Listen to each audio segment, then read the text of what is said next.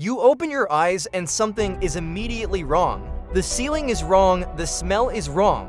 The sounds outside the window are wrong. No cars. No engines. No hum of electricity.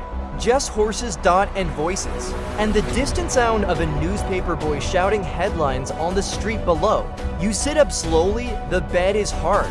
The room is small. There is a mirror on the wall and the face looking back at you is yours, but the clothes on the chair beside you are not from any decade you recognize.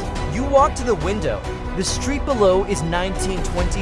You know this immediately, not because of a sign or a date, but because you studied history. You watch documentaries. You spend hours reading about this exact era, and right now you are standing inside it. Your first thought is panic. Your second thought changes everything. You know what happens next. You know which companies are about to be born, which ones will dominate the century. You know about the crash of 1929. You know about the war coming in 1939. You know about oil. About steel. About a small company called IBM that nobody is taking seriously yet. You sit back down on the hard bed. Your hands are shaking. Not from fear. From the realization that you just woke up as the most dangerous person on the planet, and nobody knows it yet. Your first week in 1920, you do nothing but observe. You watch how people talk, how they dress, how they handle money. You listen to conversations in diners and barbershops and street corners. You learn the prices of things. A meal costs cents. A suit costs a few dollars. A piece of land costs what a used car costs in your time. You find a small job moving crates at a warehouse. Cash in hand. No questions asked. You save every single cent. Then you make your first move. You walk into a small bank and you ask about buying shares in a company called General Electric.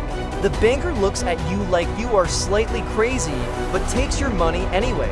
You buy as much as you can afford. Then you walk out and sit on a bench outside and breathe slowly because you know exactly what those shares will be worth in 10 years. Week 3, you write a letter. Carefully worded. No specifics. Just enough to get a meeting. You send it to a young man in Detroit who is quietly working on something that will change transportation forever. You already know his name. The whole world will know it soon. But right now, he is nobody, and you are about to become his most valuable advisor. You seal the envelope and walk to the post office. For the first time since waking up in this century, you smile. The game has started. The meeting in Detroit changes everything. You sit across from a man who speaks with the quiet confidence of someone who knows they are right, but has not yet convinced the world. You listen more than you talk. You ask the right questions. You suggest the right adjustments. Before you leave, you make him one offer. You will invest every dollar you have saved in exchange for a small stake in his operation. He shakes your hand. You take the train back with nothing in your pocket and everything in your future. 3 months pass and your General Electric shares have already doubled. You sell half and reinvest into other companies that you know are about to explode. Standard Oil. As steel. Names that every history book will mention. But you are playing a longer game because you know something nobody in this decade knows. In 9 years, the entire stock market will collapse. October 1929, Black Tuesday. The worst financial crash in American history. Fortunes built over decades will vanish in a single morning. You are already preparing for it. You start quietly moving money out of the market 2 years early.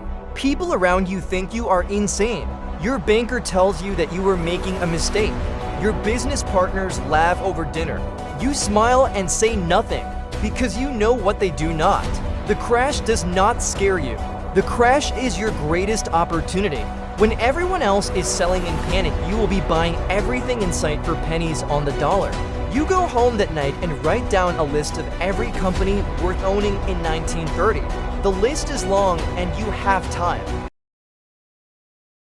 You are sitting in a coffee shop when the news spreads through the street. Men in suits rushing out of buildings. Voices rising, faces white with panic. Grown men standing on sidewalks with nothing left in their accounts by noon. You finish your coffee slowly. Then you walk to your bank. While the entire country is pulling money out, you are the only person walking in to move money into the market. The teller stares at you like you have lost your mind. You tell him to buy everything on your list. He does it because you are one of the wealthiest clients in the building now. Over the next 6 months, you buy companies for almost nothing, real estate for less than the cost of furniture, land that will become some of the most valuable property in America within 2 decades.